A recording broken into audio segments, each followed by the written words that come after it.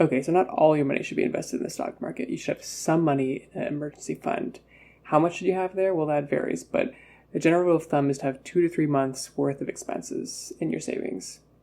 That doesn't mean that your savings account can't do nothing and just sit there and earn almost 0%. There are plenty of institutions willing to give you over 2% in return.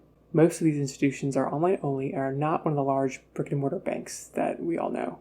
One strategy that I personally use is I do have an account at a large bank. I use that for my checkings, credit card, any kind of loan, and I use a high yield account for just my savings and make automatic transfers from my high yield savings to my checking account as needed.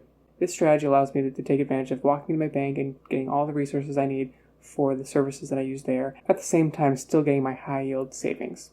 So here are the high yield saving accounts that caught my attention. These are all FDIC insured, and we're going to go from the low 2% to the high 2.57% in these examples. So the first example is Capital One. Capital One has a 2% APY. It is a full-fledged online bank that has all the bells and whistles of a bank, including ATMs and a checking account. And they usually even have up to a $500 sign-on bonus with a promotion. So Capital One is the lowest yielding on this list, yet they do have a minimum requirement of having $10,000 in your account. Otherwise, the account will only yield 0.85%. The next one on our list is Ally Bank.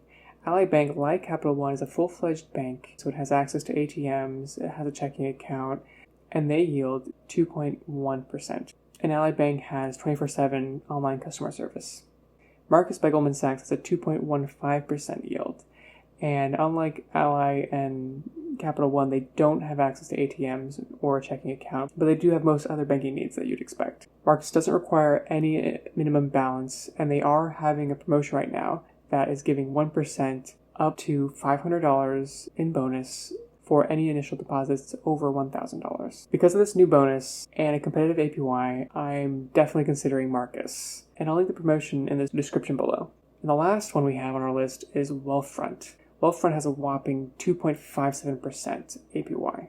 And recently, other institutions have been cutting rates on their high-yield accounts, while Wealthfront has actually been increasing it from 2.5 to 2.57. So for example, Marcus recently cut theirs down from 2.25 to 2.15. And Wealthfront, like Marcus, has a high-yield saving account and a few other banking options, but don't have ATMs or a checking account.